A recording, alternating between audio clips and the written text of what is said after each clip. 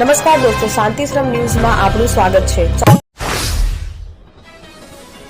ધાનેરાના શેરા સહિત અન્ય ગામોમાં નદીના પટમાં આવેલા ખેતરમાં મોટું નુકસાન થયું છે। 15 દિવસ વહેલો વરસાદ આવતા ખેડૂતોના ખેતરમાં ઉભેલા પાક, બાજરી, મગફળી અને ઘાસચારાને મોટું નુકસાન થયું છે। દરેક ખેડૂતને અંદાજે લાખોનું નુકસાન થતાં ખેડ, ખાતર અને બિયારણના પણ પૈસા નીકળે એમ નથી। મોઢે આવેલો કોળિયો કુદરતે છીનવી લેતા કપરી પરિસ્થિતિમાં ખેડૂતો મુકાયા છે। મહામૂળા પાકનું નજર સામે જ કચરઘાણ નીકળી જતા ખેડૂતની દર્દભરી વેદના સામે આવ્યું છે। ત્યારે સરકાર અને તંત્ર ક્યારે મદદ કરી જગતના તાતને બેઠો કરે એ જોવાનું રહ્યું। થરાદ તાલુકાના મોરથલ ગામમાં આજે સવારે જ એક દુઃખદ ઘટના બની છે, જ્યાં ગામના નવનિયુક્ત સરપંચ સોમાજી ધીરાજી ઠાકોરનું નિધન થયું છે। તેમના નિધનથી ગામમાં શોકનો માહોલ છવાઈ ગયો છે। મળતી માહિતી મુજબ આજે વહેલી સવારે તેમના નિધનના સમાચાર ફેલાતા સમગ્ર ગામમાં શોકની લાગણી છવાઈ ગઈ છે। સોમાજી ઠાકોર આજે સવારે પોતાના નિત્યક્રમ મુજબ દાંતણી કરી રહ્યા હતા ત્યારે અચાનક તેમને લોહીની ઉલટી થવા માંડી હતી અને તેમનું અવસાન થયું હતું। તેમના નિધન સમયે પરિવારજનો હાજર હતા। રાજ્ય સરકારે પ્રાથમિક શાળાઓમાં ભાર વગરનું ભણતર સૂત્ર અંતર્ગત દર શનિવારે બેગલેસ ડે અભિયાન શરૂ કર્યું છે। આ અભિયાન હેઠળ વિદ્યાર્થીઓએ શનિવારે બેગ વગર શાળાએ આવવાનું રહે છે। શાળાઓમાં આ દિવસે નિયમિત અભ્યાસને બદલે જીવનમાં ઉપયોગી સહ અભ્યાસિક પ્રવૃત્તિઓ કરાવવાની જોગવાઈ છે। રાજ્ય સરકારે તમામ જિલ્લાના પ્રાથમિક શિક્ષણ અધિકારીઓને આ અંગે સૂચના આપી હતી।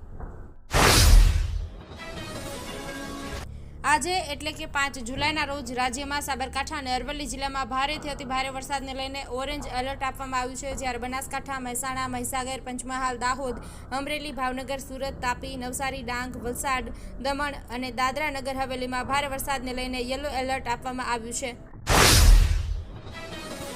Simco Sunlight Paints, Simco Sunlight Paints કવિન સાફ્ટર મશીનથી કલર બનાવનાર નવીન ઘરને સુશોભિત કરવા એકવાર અવશ્ય મુલાકાત લો।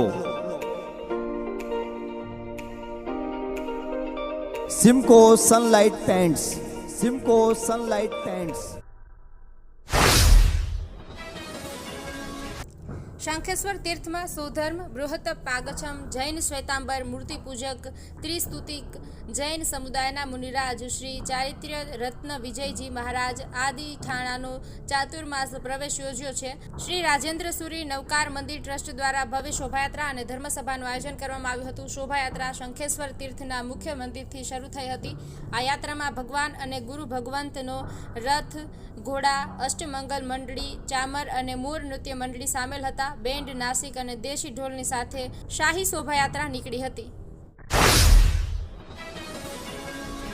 પાલનપુરના જનતાનગર પાસેના મેદાનમાંથી ગત રાત્રિના સમયે એક મુસ્લિમ યુવકની કરપીણ હત્યા કરાયેલો મૃતદેહ મળી આવ્યો છે।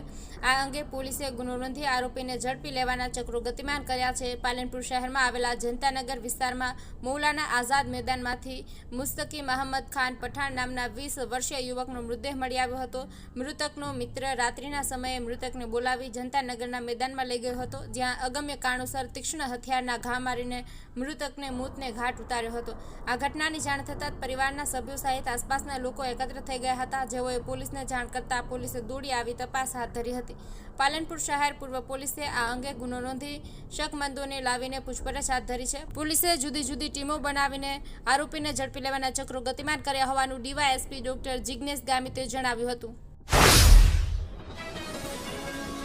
ગુજરાત રાજ્યમાં જૂન મહિના બાદ જુલાઈના પ્રથમ સપ્તાહમાં પણ મેઘરાજાની ધમકદાર બેટિંગ જોવા મળી રહી છે, જેમાં ગુજરાત રાજ્ય પર એક સાથે 3 સિસ્ટમો સક્રિય થતા છેલ્લા કેટલાક દિવસોથી અવિરત વરસાદ વરસી રહ્યો છે, જેમાં બનાસકાંઠા જિલ્લામાં પણ ગુરુવાર બાદ શુક્રવારે પણ છૂટાછવાયા સ્થળો પર મધ્યમથી ભારે વરસાદ પડતા જનજીવન પ્રભાવિત થયું છે।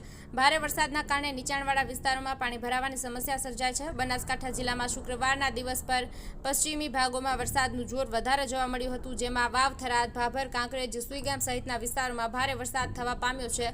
હવામાન વિભાગ દ્વારા છૂટાછવાયા સ્થળો જિલ્લામાં આગામી 3 દિવસ સુધી મધ્યમથી ભારે વરસાદની શક્યતાઓ જોવા મળી રહી છે। સતત વરસી રહેલા વરસાદના કારણે ખેતીના પાકોને પણ મોટું નુકસાન વેઠવાનો વારો આવ્યો છે।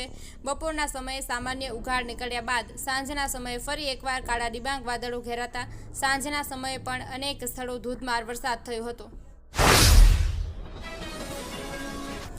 પ્રધાનમંત્રી નરેન્દ્રભાઈ મોદીની પ્રેરણા હેઠળ ભારત સરકારના જળશક્તિ મંત્રાલય દ્વારા અમલમાં મુકાયેલા જળશક્તિ અભિયાન કેચ ધ રેન 2025ને બનાસકાંઠા વાસીઓએ ખરા અર્થમાં સાર્થક બનાવ્યું છે. મુખ્યમંત્રી ભૂપેન્દ્રભાઈ પટેલે ચોમાસા પૂર્વે બનાસકાંઠાના દાંતીવાડા ખાતેથી જળ સંચય જન ભાગીદારી અભિગમને કેન્દ્રમાં રાખી રિચાર્જ શોષ કુવા અભિયાનનો પ્રારંભ કરાવ્યો હતો. ગત 72 કલાકમાં બનાસકાંઠામાં સાર્વત્રિક સરેરાશ 40 મીમી વરસાદ નોંધાતા રિચાર્જ શોષ કુવા મારફત ખેડૂતોએ પોતાના ખેતરમાં જ વરસાદી પાણીને જમીનમાં ઉતારીને આ અભિયાનને સાર્થક બનાવ્યું છે.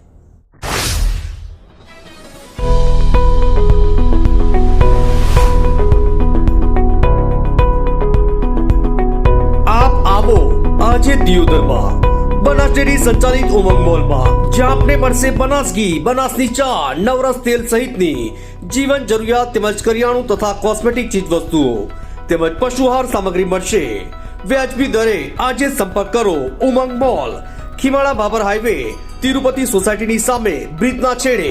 આજે સંપર્ક કરો 94 276 45 123.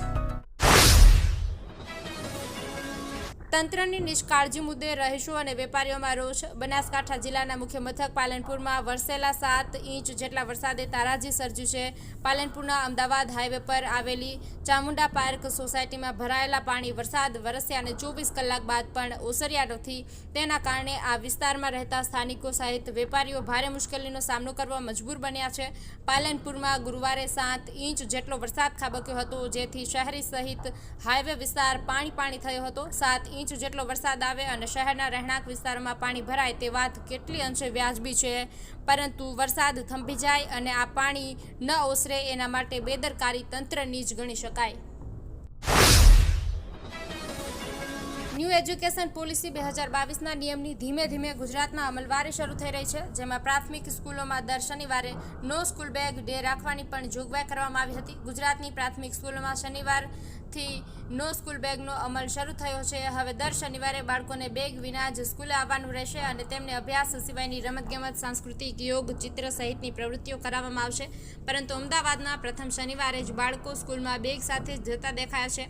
શિક્ષણ વિભાગનો નિર્ણય સ્કૂલો સુધી પહોંચ્યો ન હોય અથવા તો અમદાવાદ કક્ષાએથી સ્કૂલને જાણ ન કરાઈ હોય એવું લાગી રહ્યું છે.